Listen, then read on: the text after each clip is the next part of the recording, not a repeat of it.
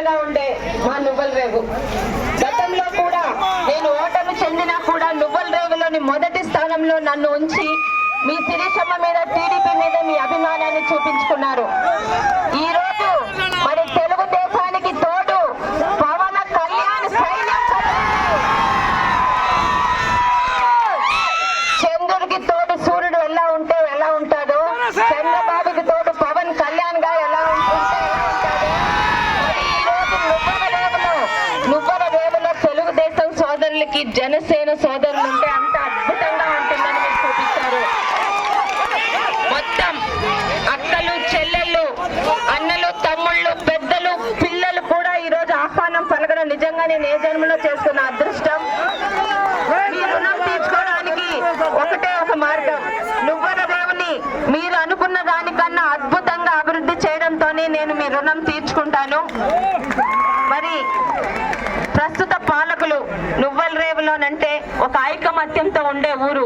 ఏది చేసినా కలిసి కట్టుగా పెద్దలు, పిల్లలు, ఆడ, మగ అందరూ కలిసి ఒక మాట మీద అనుకొని చేస్తారు కాబట్టి నువ్వుల రేవుకు ఆ ప్రత్యేకత. ఇలాంటి నువ్వుల రేవులో ఒక చిన్న సంఘటన, మువ్వల నగేష్ అనే చిన్న పిల్లవాడు, అతని మరణాన్ని కూడా వ్యాపారం చేసుకొని ఈ రోజుకి అతని కుటుంబానికి కనీసం న్యాయం చేయలేని చేత కాని మంత్రి ఈ రోజు పలాసకి మంత్రిగా ఉన్నాడు.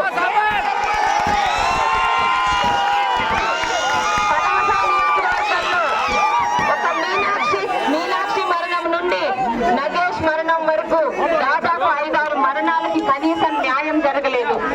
కానీ మీరందరూ ఐకమత్యంతో ఉండి ఈ రోజు నువ్వుల రేవులో కనీసం జనసేన, నువ్వుల రేవులో కనీసం వైసీపీ అనే ఒక్క ఓటు కూడా వెళ్లకుండా జనసేన, టీడీపీ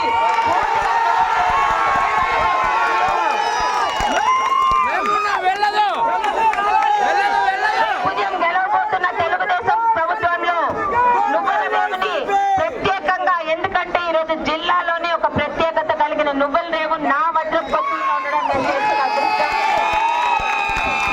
మనం కట్టించే నువ్వుల రేవు వస్తున్న కనీసం దానికి ఈరోజు ప్రొసీడింగ్స్ కూడా పూర్తి చేయలేని చేతకాని మంత్రి. మళ్ళీ తెలుగుదేశం హయాంలో మీరు కోరినట్టు ఇక్కడ డ్రైనేజ్ వ్యవస్థ,